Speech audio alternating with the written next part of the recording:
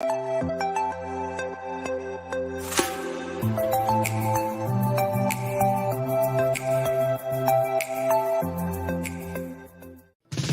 is the immaterial essence, animating principle, or actuating cause of an individual life, per Merriam-Webster's dictionary.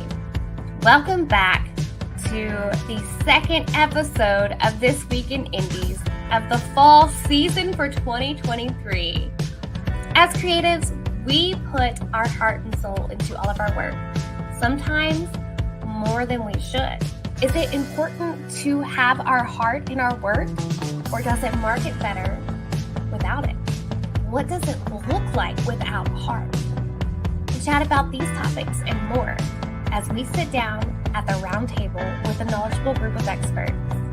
Then, C.L. Cannon brings us another fantastic indie connection. And hang around, guys, because we are at it again with a 5-minute drill. Let's get ready to see how this week's victims, contestants, do. So sit back, get comfortable, get another cup of coffee ready. We're going to have a great episode for you. Here's your host for today, Madilynn Dale.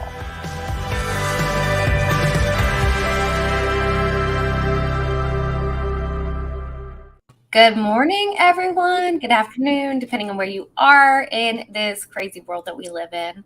I'm Madilynn Dale. I'm going to be leading our chat this morning. And before we get too far into introducing everybody, if you're watching from Facebook, send a star to let our host and producers know how much you appreciate what they do here at Go Indie Now. Every time you contribute, you get entered into our season prize package drawing with gift cards, swag, and more. And with it being a new season, we've got plenty of opportunities for you guys to get some entries. And also, we have a sponsor today. So I'm going to run this ad real quick, you guys, because it's weird because I'm the sponsor and I'm not used to that. But yeah, let me run it through and then you guys get to meet our amazing guest today.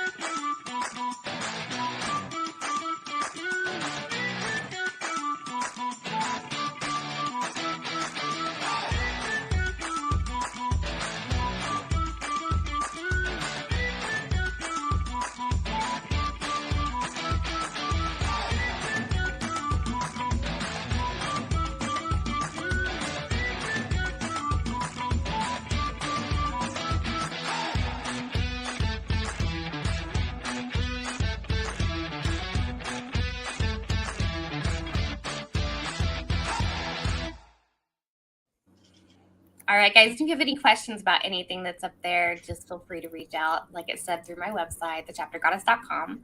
But without further ado, let me bring in all of our guests and look at their beautiful faces. We've got some new faces joining on This Week in Indies today. But so for you guys that are kind of new, what we do first is we're going to go around and you guys get to introduce yourself, tell our viewers a little bit about what you write, what you do, and then we're going to dive right in because we've got a great group of people joining us today. So we're going to start here with Miss AJ. Hi, I'm AJ Mullican. I write mostly romance. It could be contemporary, paranormal, sci-fi. I write kind of across the board. I also write a little bit of horror and some thriller, and I'm really excited to be here today. Yeah. Next up, we've got our new face to This Week in Indies. Hey, my name is Micah. Thank you for having me. I'm honored to be here. Wrote that book, and I am the owner of Anatolian Press Publishing. We currently have 12 authors on our imprint, and doing just great. So I'm glad to be here. Yes. And another face that's new to our This Week in Indies. Hi, I'm Calley. I write fantasy and horror on a up and coming platform called Kindle Vella, Amazon's little serial fiction publishing platform. And I actually have a new story that released today, so I'm really excited about that. It's about a college student in an interdimensional coffee shop. Ooh, congratulations. Thank you. And our lovely Miss Courtney. Hi, I am Courtney, aka CL Cannon. I do a lot of things here on Going Now, like the Indie Connection and the monthly marketing tip. And sometimes I get to write, like my book Beacon Incantation. Usually I write short stories that are fantasy or YA or sci-fi. Yeah. And last but not least, Miss Claudia. Hi, I'm Claudia Blood, and I write sci-fi and fantasy and some supernatural suspense. So kind of go across the board a little bit too. Yes. I think we all tend to dabble in a little bit of everything. And joining us this morning, we've got Anita, we've got Vanessa, we got A.L. Mingo, and even Joe, who's supposed to be taking the day off. So, she says, y'all should know how dedicated Maddie is. I talked to her earlier this week, and she was reading the Chicago Style Guide. Anyone who can... Yeah, anyway, I'm working on my editing skills. But so guys, let's go ahead and dive into this topic. And I want to mention that I got the inspiration for this idea from Mr. Micah over here. He actually did a huge 1-hour talk on this topic over the last weekend during WriterCon and ReaderCon. And he had a lot of fun things to add to it. So I could not bring him on today, but what does it mean to you personally, to put your soul into your writing? Now, is that a question to me, or is that a question to the all? So everybody jump in. Micah, we can start with you. Gosh, don't start with me. I'm new.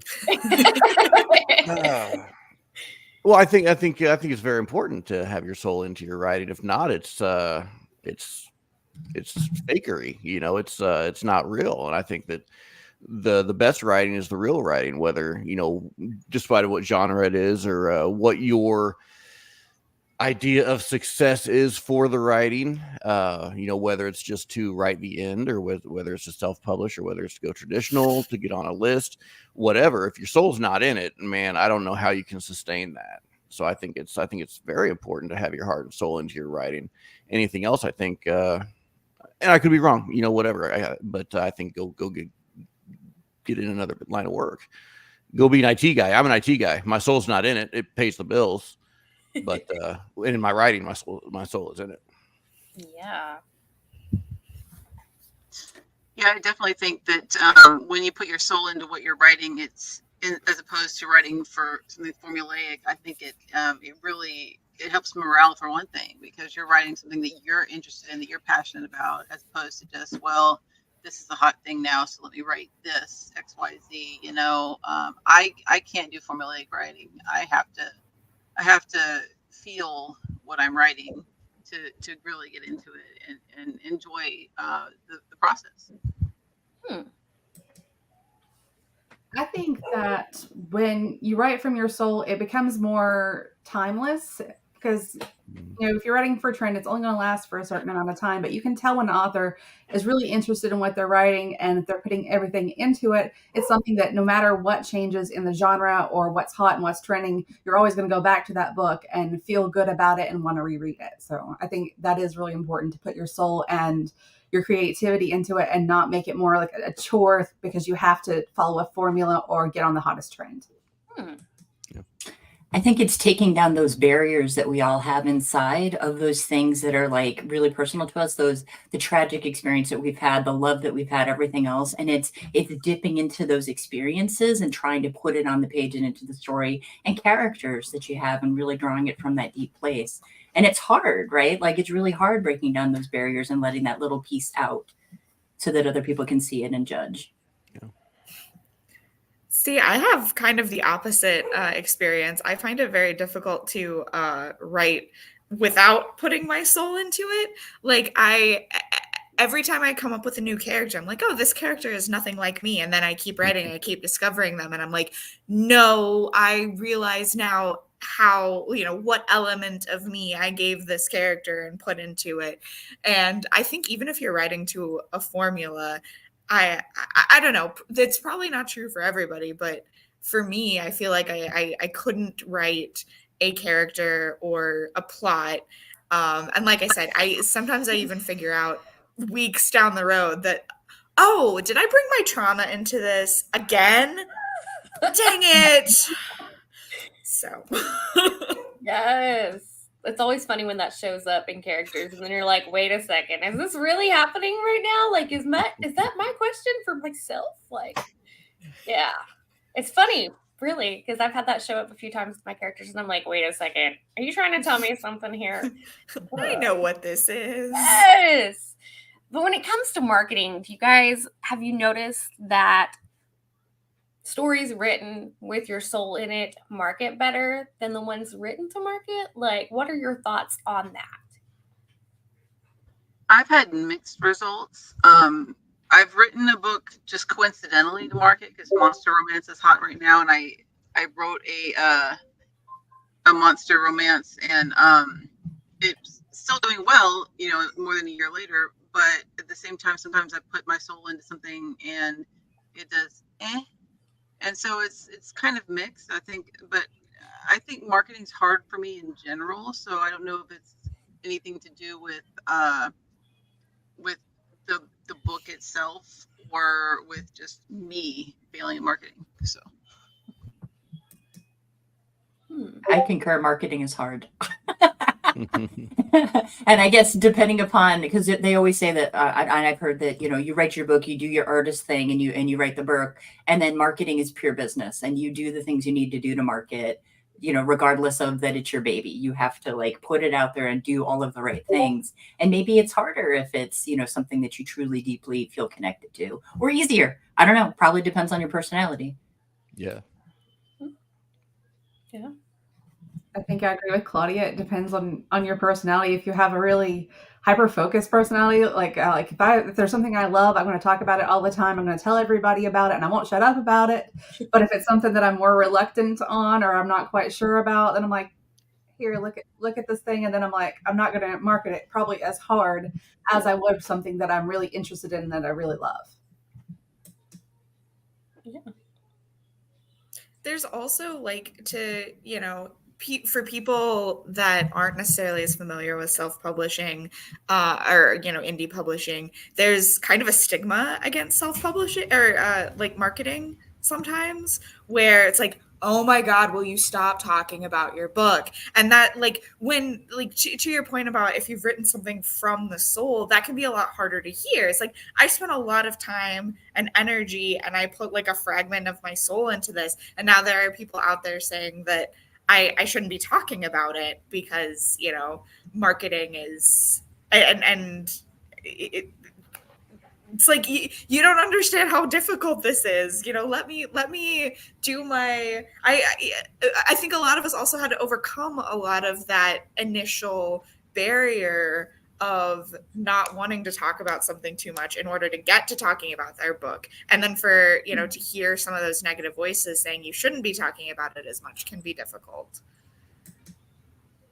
it's also hard if you market through your personal social media profile versus a personal / professional separate profiles. I don't write about my books on my personal profile very often. I'll post the header image as image books that are coming out soon or something, but I won't post about the books themselves that often, because honestly my friends list is not necessarily people who are going to read my books, but my Facebook group, I post about my books more there. My newsletter, it just depends on where you're doing your marketing as to I guess how it comes out as well. I have a question. Yeah. Since Maddie is moderating, does that give her a pass and she doesn't have to answer any of these hard questions? No, I make mean, your answer. I want to hear what Maddie has to say about some of these things. I definitely, because I write, everything I've written has a little bit of my soul in it. I tend to find it easier to market. Yeah. But it doesn't always work out because, like, I mean, it's not the hottest thing, like you guys have mentioned. Right. And that kind of tends to ebb and flow, what's hot, what's not right now. I've never been one to keep up with the trends. Yeah. Right. So, And that, you know, that's part of the business aspect that I can't get down with is keeping up with all the trends. You know, you know, I think it was Claudia that said it, but it had a very good point, is a lot of it has to do with, you know, personality, yeah. confidence. I don't know, whatever part of that personality is there. But, you know, for me, I've never had a problem talking about anything, you know, so like, even if my book sucks, I'm still going to tell you it's the best thing in the world. But you know, and I'm going to market it and whatever. I'm going to do everything it takes, because that's super easy for me. And marketing still sucks, so it's super easy for me, and it still sucks. So I can't imagine someone maybe with less. And Maddie can tell you a little bit. Right. You know, I cheese a lot. I pretend a lot. I'm a super humble dude, but I pretend I'm arrogant because it's hilarious, because people who are arrogant are total douchebags. So I pretend that because it's funny. But at the same point, having that kind of personality makes it really easy to market, right? When you just don't care. When you just don't care, and like you just have that personality. Whereas, you know, being a more timid person or something like that, man, and marketing on top of that just sucking so bad, I can imagine that being a very, very difficult thing to overcome, and to try to find your niche or your space in that marketing sphere. Yeah, especially as A.L. Mango mentions in the comments, the reels and videos are hot right now. I hate being on video with the passion. This is fine. Right. But like making a video for me is very, very, very awkward and embarrassing. Super fake. It feels super fake. I feel like such a dork. Because they're always stupid. And so I don't get on the videos myself. And so, but people connect better with the videos that you're on by yourself. And it's like, well, that's not me. Yeah. So sometimes marketing, even, you know, depending on your personality, I'm an introvert. I don't like doing that. So it can be hard. For sure. Yeah. And I've heard in place of that, you can take videos of your dog.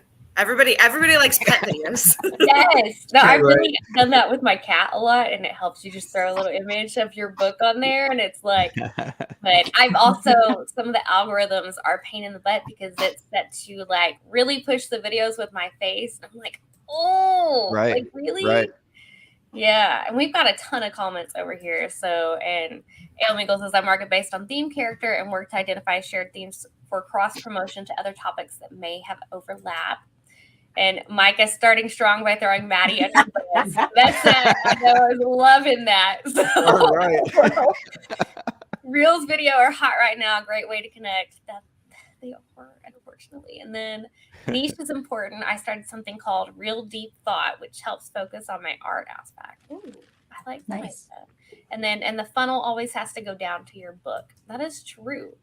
And that's really where our heart and soul is in our work, especially like all of us working our butts off to get things out there.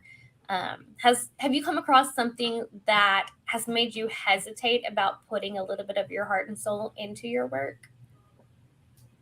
If you feel like finding your trauma when you go back and edit later, right, making it as dark as you really want to sometimes.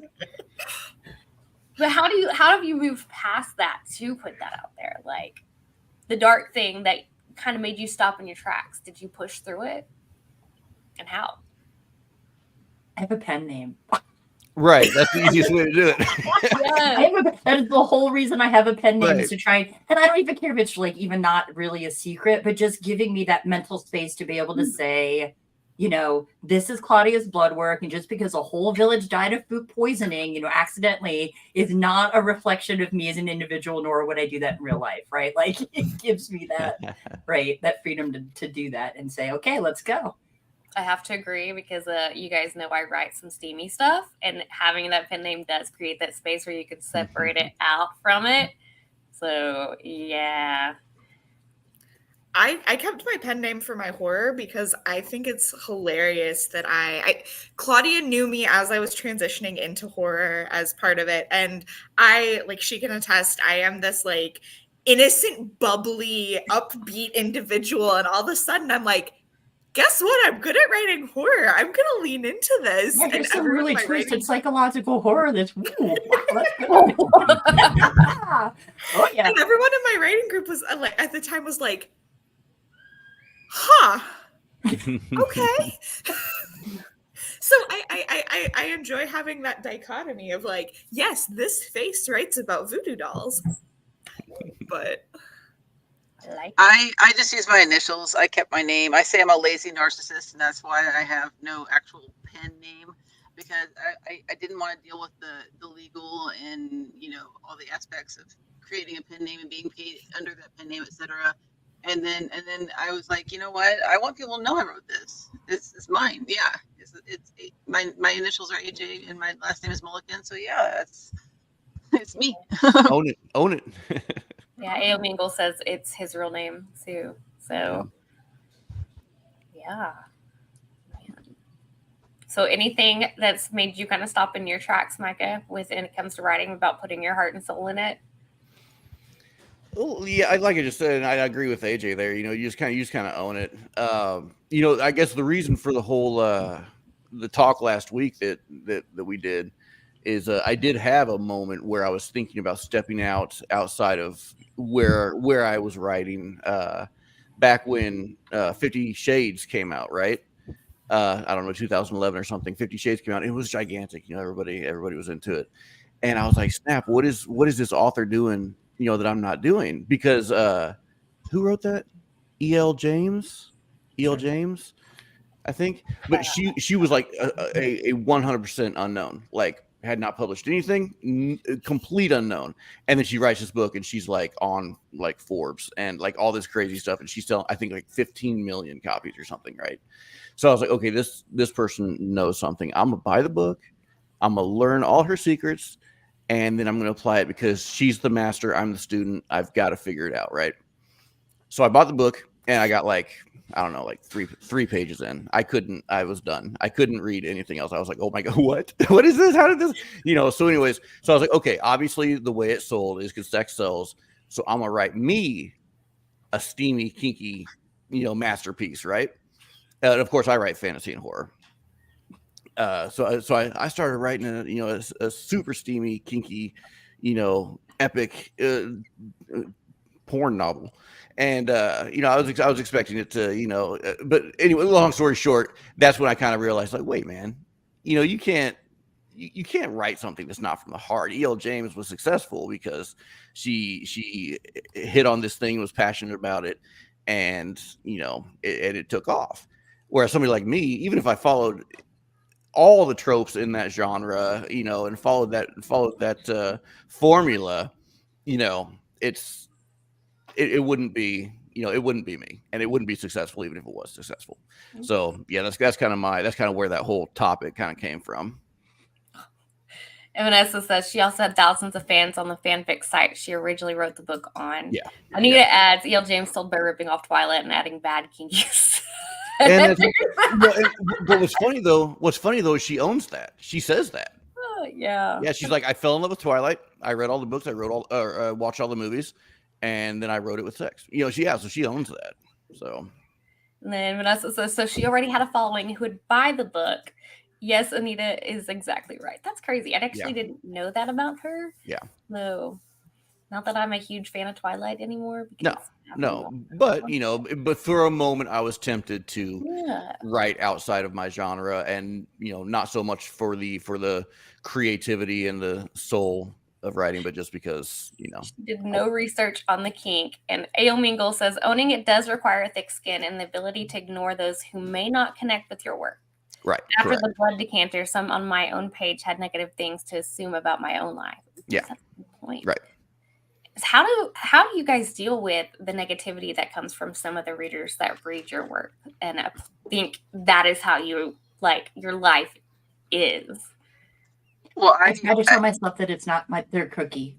right? Like there's that whole concept like that you can make a cookie and you can make the best chocolate chip cookie ever, but if you don't like chocolate cookies, you are never going to like it, right? And so I try to tell myself that that's, could be what's going on, and then looking at it and saying, is there like a nugget of something true that I need to work on in my writing, and that's a future me's problem to try and figure out how to solve it. Ooh. So those two things. Yeah, I like it. Yeah, they're not my target audience. Mm-hmm. Yeah, that's kind of the key thing, is that people who, if they read what you write and they don't like it and they put a bad review or something, then obviously they're not the person who should be reading your books. Right. So you can't take that too terribly personally. I tend to take it personally, so I don't read a lot of the reviews. I just look at the ratings. But yeah, it's something that you gotta definitely. Ailes right, having a thick skin about it helps.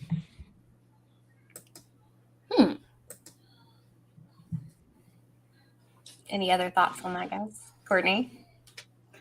Just like Claudia said, you look at it, and if they weren't your target audience, then okay. But also look at it and see if anything might apply to something that you could work on in the future. But other than that, no, not everybody's going to like what you do, and that's okay.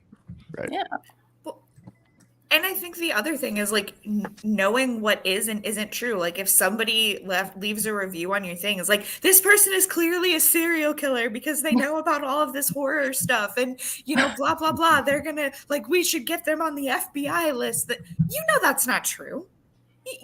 That's not true. It's the same thing of like, there are people who don't like certain genres and will drag them into the mud. But like, I know I'm not a serial killer.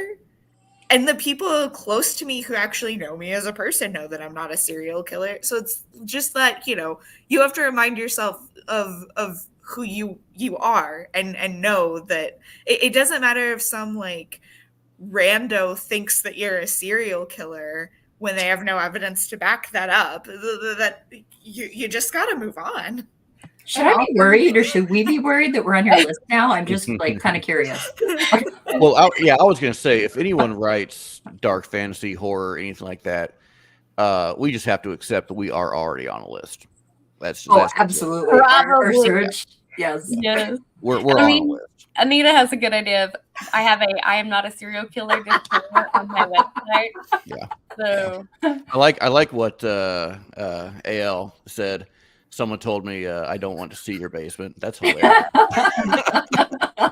That's awesome. Yes. Oh my gosh. But I do kind of like the disclaimer. Maybe we should start putting that in our books. We know Anita's kind of stabby, so she likes her stabby stuff. Another kind of question, taking us back to the topic of putting our soul in writing. How do you know if you've put too much of yourself in that writing? Like, is that an issue, you think? I have a recent experience with this, actually. So for the story that I released today, I got edits back from my editor, and I'm reading through the edits that she's giving me about my main character. And my main character in this series is a college freshman and an aspiring journalist. And so she's very inquisitive. She's very she's a little shy, but she's, very inquisitive. She wants to know things about people. And as I read through the comments, my editor is like, wow, she's I don't necessarily understand why she has so much social anxiety. And I'm like, social anxiety? She's what? I tried to write her without social anxiety. She's like me as a college freshman, but more outgoing. Like, what do you mean she has social anxiety? And so I had to go back through, and the light balance just changed awfully. There we go. So I had to go back through and look, and I was like, wait, what things in here are indicative of social anxiety? And are these things I need to address in my own life and as well as in my writing? And so I had to go back and do a deep dive and remove evidence of her being socially anxious, because I thought I had done that already, and I had not, because you can only view the world really through your own lens, and some of that is going to get into your characters if you don't, for example, know how to view the world without social anxiety. So That was a warning flag for me. Fascinating. Anybody else want to add? Maggie, you look like you have an idea. Oh no, I was just enjoying the topic. I don't worry about how much of myself or not I put in. I mean, I don't think that's something you need to worry about unless it's like a biography, but it's not a biography. You might want to tone it down. But other than that, I mean, yeah, I don't really worry about that kind of stuff. I think again, because I write fantasy, dark fantasy, horror. I mean, we all have demons. We all have a dark side. So to say you don't is, I don't know, maybe that's not fair to your writing or to yourself, because we all do. So just embrace it. I think the character and story should dictate how much of yourself gets put in there. To Calley's point, right? Your filter and how you look at the world. So if you were doing a, bright, happy, whatever kind of person, then, and that's not really who you are, and you're trying to do it, and you only have a little bit of yourself in there, or you're really reaching to come up and connect with that character, then that's what you need to do for that character and that story. And if it's something deep and dark and it, delves into whatever, dark demons that you've got in your past, because that's what the story dictates and needs, then you do it. Then you put it in, and you let your soul into that particular character and make sure that it's there, because that's what's needed. Okay, now I'm questioning my characters. Courtney, you got thoughts? I think I'm more like Micah. I don't really care how much of my soul goes into it, because I'm a discovery writer in the first place. So everything that I feel is going into what I'm writing, and it's just, I don't feel like you can put too much unless you're doing like a Mary Sue sort of character, and you read it back and you're like, wait a minute, there's just a little bit too much of me in here. But for the most part, I don't worry about it. Yeah, let people think what they think. Whatever. Right. Yeah. The older I get, the less I care what people think. Right. That's true. Exactly. All of us, for sure, man. And A.L. Mingle says, a character journey where they overcome something can really help a reader. That's true. So, and as we've mentioned, it's kind of, some of us have discovered issues with ourselves coming through. So, and maybe that's a way for readers to relate to that part of your soul that shines through. I have plenty of other of my own flaws that I gave my character. Social anxiety wasn't supposed to be one of them. Well, you just got a bonus. Is it though? Man, many characters are riddled with problems. After people read my memoir, they will see I am a big old mess that's doing just fine when it comes to it. Yeah. Yeah. Which I think we're all kind of a mess in our own way. Yeah. But it's so cool how our soul does shine through there. But how do you keep it from kind of being sucked dry? How do you keep the readers and the work from sucking you dry? So you're saying your soul is finite? Is that what you're telling us? I wish. How do you stop from becoming so enveloped in what you're doing that before it kind of turns you into this pool of despair and stuff? You're just completely in it. But isn't the story dragging yourself out of that, right? Isn't that part of the story, that you do wallow in the darkness and then claw your way back out over the cliff? I mean, isn't that all part of it? Is it though? From personal experience? Yeah. Catharsis. Yeah. Yeah. Catharsis, exactly. Writing the character out of whatever situation you grew up in, experienced, had, whatever part of yourself is in that character, writing their way out of it can help you work your way out of whatever personal experience you had, similar to what the character went through. Definitely. And if I'm not crying over something that's happening to my character, I'm not writing my character good enough, because I usually end up being overly emotional about everything that I do with my character. So if I haven't cried, then I need to work on this scene. I also think self-care is important, and there are are ways to, remind yourself, like if I am, for example, in this story, if I have to get really like nitty gritty and write about something, write into my character something that I have overcome myself, yeah, it's going to make me feel awful in the moment. But after that, like, it's helpful to remind yourself that, like, you're not that person anymore. You overcame this struggle. If you're writing about a struggle you have already overcome, this is easier than if you're writing about a struggle you're currently in. But, if it's something you've already overcome, remind yourself that you've overcome it. Like, look at where this character is and look at where you are right now. Yeah. Want to add? Okay. I like the self-care aspect because, some of you guys, if you've seen some of my interviews and stuff, I always touch on the topic of self-care. And I do feel that is a great way to kind of keep it that way. Sorry, I have my little shadow intervening. It is. He can't find it. Where is it? Under the lamp. Yeah.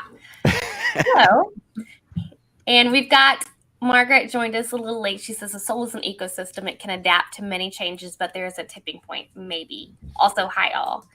And I think this chat is why I never go back and read my own books. I mean, are you curious to see how much you put in there? I mean, like, what slips? But would you recognize it? That's true. I mean, recognizing is a great question. Do you guys recognize it when you come across it, especially like in edits? I also sort of have an experience with this. So I have a story that I was writing in like a 4-book series that I was writing in college. And it went through a lot of changes as I went through college because I changed a lot as a person. And then I left college and I went through grad school. And like my first couple of years of grad school, I was still trying to make this story work.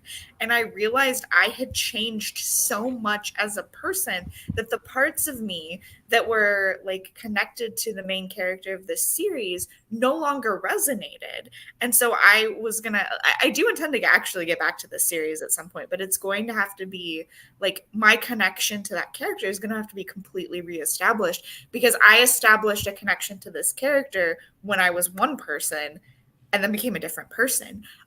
So that, like, when I go back and read that story, that is very evident. Like, I see so much of college Calley in the writing that I'm like, oh yeah, like I can kind of like what I was saying earlier, like I can see how this is shaped by the way I saw the world then, and I see the world differently now.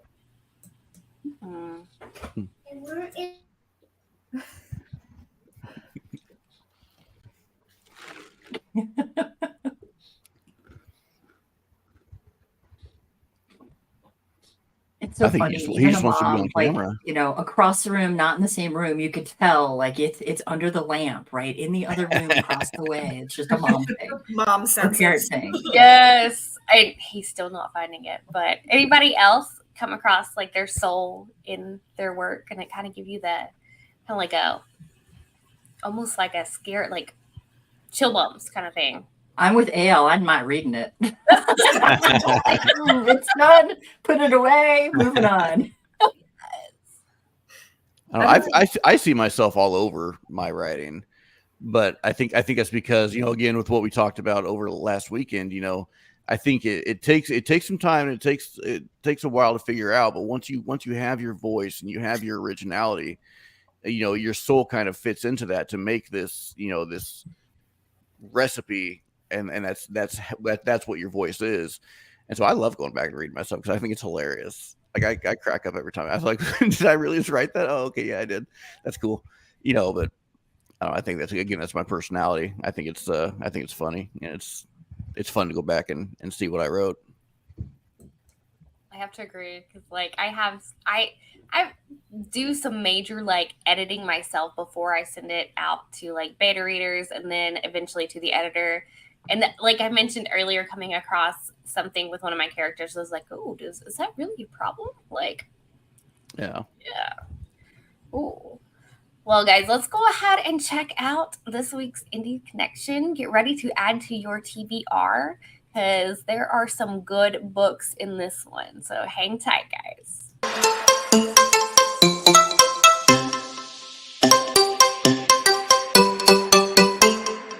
Hey guys, C.L. Cannon here from Fiction Atlas Press, bringing you another Indie Connection. Today I'd like to tell you about some indie books that you might enjoy if you're a fan of Go the Distance by Jen Kalanita, which is, of course, is a Hercules retelling. The first book I have for you is called Sacrifice by Isabelle Blanco. Hercules sought his lost love Megra across the ages, only to find empty trails and shattered hope. But what he never fathomed was the truth. Megra had become a pawn in his uncle Hades' sinister game, forged into an assassin against her will. The Greek god of power has spent eons haunted by a singular mistake from his past. Unknown to him, Megra had struck a desperate bargain ages ago. A pact that promised her salvation if she aided him in ascending to godhood. A path he ultimately chose over her. Millennia later, Hercules comes face to face with the specter of his obsession.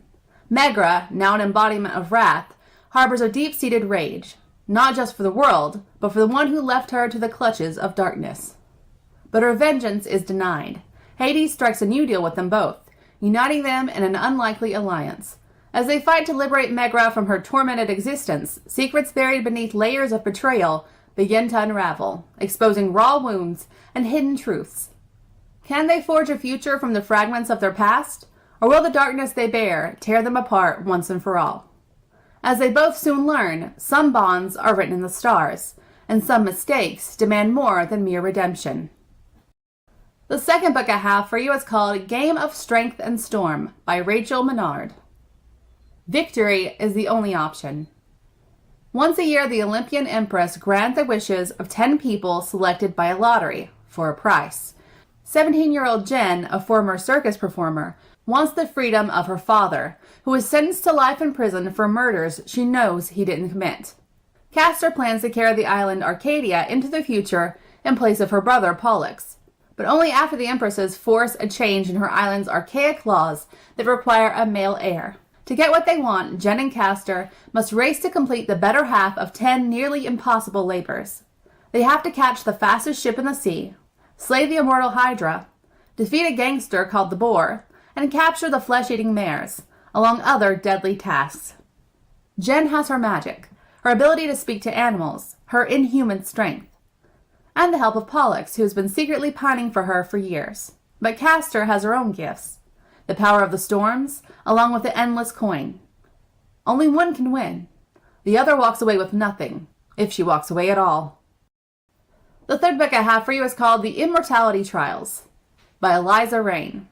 This edition is the complete collection, so it actually has 3 whole books in it. A fierce temper and a burning desire for revenge have always been Lissa's greatest assets, until the gods of Olympus and a man with a secret turn her world upside down. Lissa keeps the fact that she's the daughter of the strongest man in the world to herself. After all, everyone thinks Hercules is a hero. She can still remember her family's screams the night he slaughtered them all. When the gods offer Lissa a chance to compete for the ultimate prize, immortality, she isn't interested, until she discovers that her father is competing. Now she has to face the monster from her past and stop him from becoming truly untouchable. But she won't be doing it alone. Phyleus, a mysterious man with enough gold to tempt Midas, has bought his way into the competition and Lissa's life. She hates him immediately. He represents everything she hates about Olympus. There's more to him than meets the eye, though, and Lissa can't shake the feeling that he's hiding a past as dark as her own.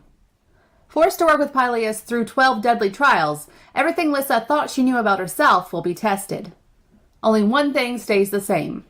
Hercules must die. And the last book I have for you is called The Trials of Hercules by Tammie Painter. In a world where mortals contend with the gods' vengeful jealousy, one man must ask himself if he will risk his life to defend the goddess who has done everything to destroy him. Convicted of 3 heinous murders, Hercdion is sentenced to a series of trials that will pit him against formidable monsters, push his physical and mental endurance to the limit, and deliver him to the edge of Hades. Throughout these ordeals, Herc endures the brutal cruelty of Hera, the goddess whose hatred of Herc has blinded her to the near ruin of her realm, and to plans that will spell the end of her existence. Realizing Hera has done everything to destroy him, will Herc risk his own life to protect hers? Okay, that's all for me this week. I'll see you next week on the Indie Connection. Bye!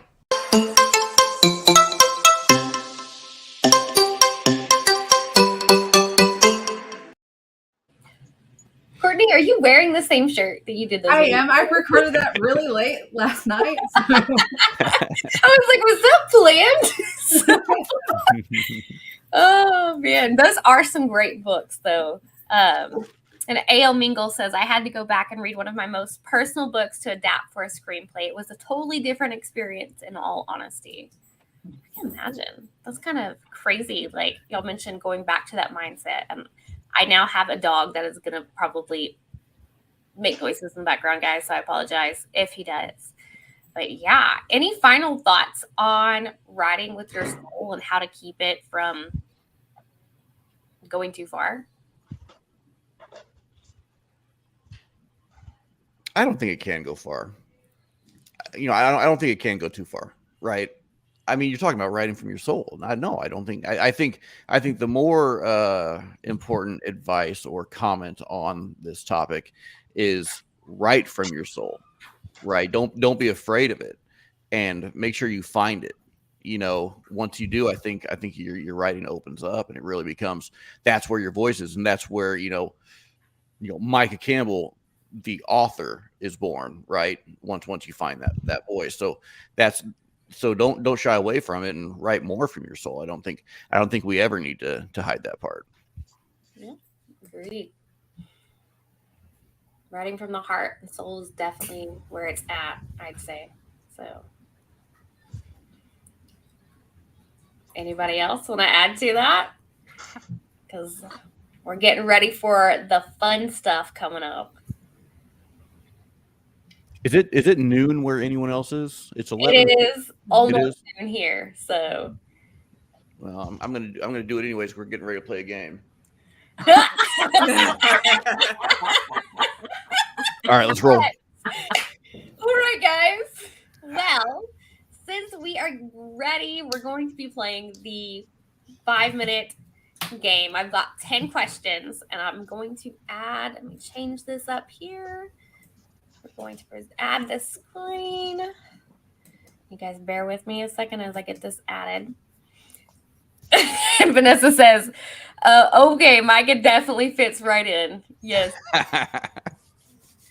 And A.L. Mingle says, I am in Florida. So it should be getting Eastern time. Ought to be an hour ahead. Yeah, it's almost. I'm also on Eastern time. It's almost 1 o'clock. You're totally 1 good. o'clock. Okay, yeah, yes. Cool, sweet. I didn't break any rules. Yes. Nice. I mean, all right, guys. So just a refresher, and I'm still kind of getting used to the new thing myself. We have 5 minutes, and in those 5 minutes, everybody, you're going to try to answer these 10 questions. And if I can remember right, it enters us into a prize. So last week's show kind of set the standard. If you guys missed it, you can check it out on the Go Indie Now profile. But these are just going to have some fun questions. Anita says it's almost 2 p.m. where she's at. So, yeah. But it's 5 o'clock somewhere, right? Right. So, but yeah. I'm going to get the timer going, and then we're going to answer some fun questions. Wait. Do we all answer each question, or is there... Okay. So we can start my screen starts up here with Courtney and then goes to Claudia, AJ, Micah, and you, Calley. So we'll go that way for the first question and then go in reverse for the question, just kind of like back. Switch back and forth. Okay. So wait, so it's not everybody shout at once and whoever gets it first wins. Yes, this is everybody has to answer all the questions in order for you guys to be entered into the prize. Because I was straight up getting ready just to shout and so. Okay, all right. Now I know what's going on. Can you help them? Are you allowed? We always play games at home where a kid doesn't phone get a friend. it. So you ostrich. Know about phone a friend? I don't think that's a thing. Okay. Just checking. We're working as a team. Yes, I mean we all want to answer. We all have to have an answer. So or you all have to. I can't join in on this because I'm the question person. So yeah. But there is, and I hope you guys, there's one question there. I hope you guys know what it is I'm talking about. So, Because I don't know a valid answer. then you can, I mean, just say skip. I mean, you know. Is there a winner? Yes. Out of our group, no, because you're all working together to get points for this episode. So gotcha. If you can't answer a question, that's like one less point your group gets. So, and it's going to be.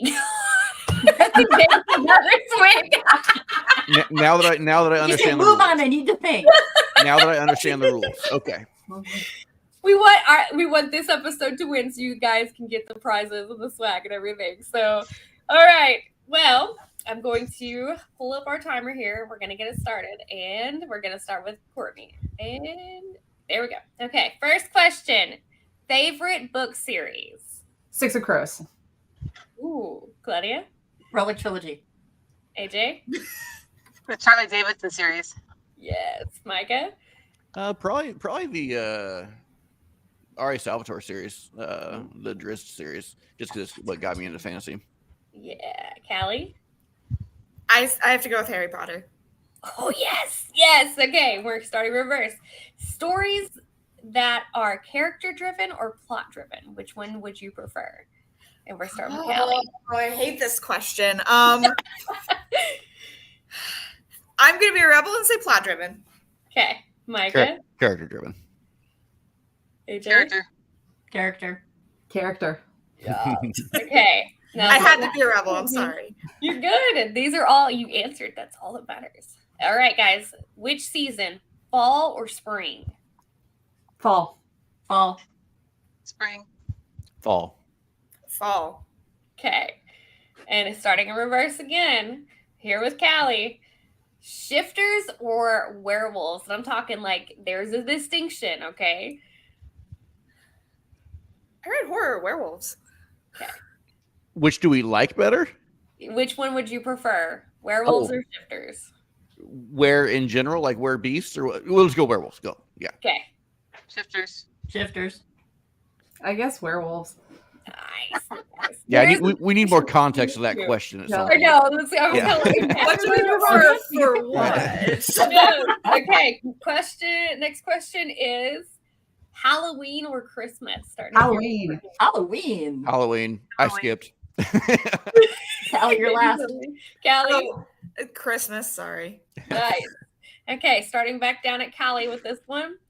Series or standalones as like type of books? Series. Oh, series.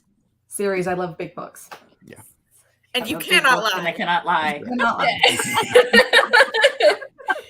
And to answer, I'm going to answer this question after Vanessa. So, okay. Vacation at mountains or a beach? Which one would you prefer? And I think we were starting with Courtney. Mountains. Beach. Mountains. Beach. Nice. Okay. Here's the fun one. Starting with Calley. Pokemon or Digimon? Pokemon. There you go. Okay, Micah. No freaking clue. Just pick one. Pick one. Pick them on. What do you? The first one. Okay. AJ. Pokemon. Claudia. Pokemon. I watch Detective Pokemon. It's the only context I have. Yes. Okay. Burgers or pizza? Starting with Courtney. Burgers. Pizza. Burgers. Yes. And final question with a minute and a half left. Would you rather do a staycation or a vacation? Starting on Calley. Vacation. Vacation to the mountains. Staycation. Vacation. Away from the kids. Vacation. Yes. All right, guys, we reached the end. Joe, we broke a new record. I don't think you're hanging out in the chat anymore, but we got a minute and 23 seconds left. Yes.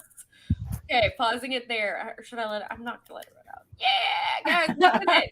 Okay, so and to elaborate on the difference between a werewolf and a shifter. Shifter is like, it's not the control it. horror kind of like it's just you turn into the animal type thing versus werewolf. It's like the big hairy It like controls you. That's just something Yeah. different. Yeah, I was thinking the control aspect, like werewolf, like conventional werewolf, you have to change with the moon and you don't know who you are anymore, etc. And shifters, like you get to have total control. Like that definitely did require some more context on that one because Right. Well, and so we did. A friend of mine, another author, C.D. McKenna. She's a real prominent fantasy author. But we do a horror podcast. We actually just talked about skinwalkers. So skinwalkers, shifters, and werebeasts. And so the main difference we found so far was that shifters and skinwalkers, it is a power, because if you take it back, a lot of it was back with the Native Americans or the Native Indians, and they had ceremonies and rituals, so it was a power gained. If you go across the pond over to Europe, they had rituals, and only specific shaman and things like that could be a shifter or a skinwalker through rituals, and it was a power gained. Whereas becoming were was a curse. So it was something you didn't gain. It was something that was given to you without your. It was a curse, like being bit in a full moon, being attacked by an alpha, whatever, transitioning blood, things like that. So that's the difference is curse and power gained. Yeah, is at least what we kind of figured out. That's a good description. Yeah. And very good distinction, because it's so many people need, like, I feel like it's kind of just plain daylight kind of thing for me, but I read a lot of shifter stories and write a lot of shifter stories, so I mean, and in romance genre the difference is more clear cut. So I think that's why, since we write romance more than maybe some of these other authors, then maybe that's why it was easier for us to differentiate, because there's obviously a difference. All right, guys. Well, we are coming up on the end of the show here. So let's go around the table again and tell our listeners and viewers where they can find you, where they can snag a copy of one of your books, and where you're at on socials. And things shifted a little bit. So, Claudia, we're starting with you. Claudia Blood at claudiablud.com. Over here. Sci-fi fantasy author, and I'm in the middle of doing my Renegades Rising, where the women come together. They're currently all residing in a moon prison, and now they will go and save the world. Woo! Ooh, yes! Love it.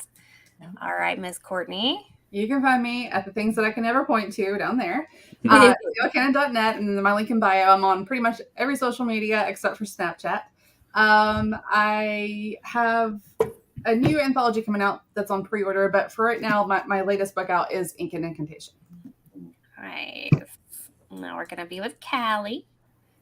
I am, all of my works are currently on Kindle Vella, but you can find me in my, I pointed right the first time, go me. You can find all of my links on my link tree, Calley.j.jones. It's the same for most of my socials. I'm on Facebook, I'm on Insta, and I'm on, most recently, TikTok. And I write, I've got 2 fantasy serials and horror short story collection. Ooh, nice. Mr. Micah? Oh, it's me. Okay. Micah Campbell, Anatolian Press, Google Anatolian Press, whatever. Instagram, Anatolian Press. If you want a fun podcast, go listen to Icker and Ink on any of the podcast platforms. A lot of fun. We talk about horror and nostalgia, and we laugh and get seriously stupid. So that's me. Thanks for having me. Yeah. AJ?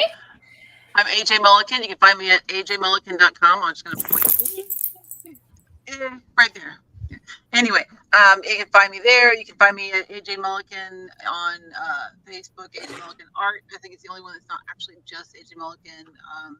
I'm on the X, but I've never used it. I'm on Instagram. There's pictures of kitties right now on Instagram because we got a new cat. She's sleeping. I'm going to let her be.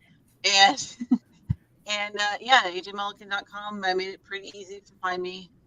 My links are at ajmullican.com/author. Sweet. All right, guys. I'm Madilynn Dale. I am the chapter goddess, the fantasy, mixed genre author, romance kind of thing. I have a podcast, the Chapter Goddess Chat, which is now a live podcast that drops a show every Wednesday at least. And you can find links to that on my website below. And I am so off on my game. I'm pointing to this. Wow. Also, you have found Go Indie Now. And we have a ton of shows. With it being the fall season, we are diving straight back in. And one of our lovely people in the chat, Miss Vanessa, she is going to be live tomorrow with a conversation and a cocktail where she is chatting with Mr. JD Estrada. And that is going to be fun. We've also, this is all for Monday, we've also got the Green Room with author David Green. And he's got some great authors for this show tomorrow. It's going to be one you do not want to miss, because not only does it have the amazing Joe Compton, who has brought this Go Indie Now program to you, the godfather of indies, it's also going to have Josh Penteleresco. So this is going to be an interesting and long conversation that you guys don't want to miss. Wednesday, I have an episode of Character Driven dropping. We've got another fun fantasy author with an interesting character for you guys to meet. Friday, we have Spotlight on the Multiverse Convention. You're going to get to meet 2 more guests that will be at the show or at the convention. And then also, Joe's got some SinQuest interviews coming up this week. Just keep an eye out on the channel for that. And the best way to get notifications for our channel is to like and subscribe this video. Hit that bell icon. And yeah, you guys have a wonderful week. And remember that it's always time to go indie now.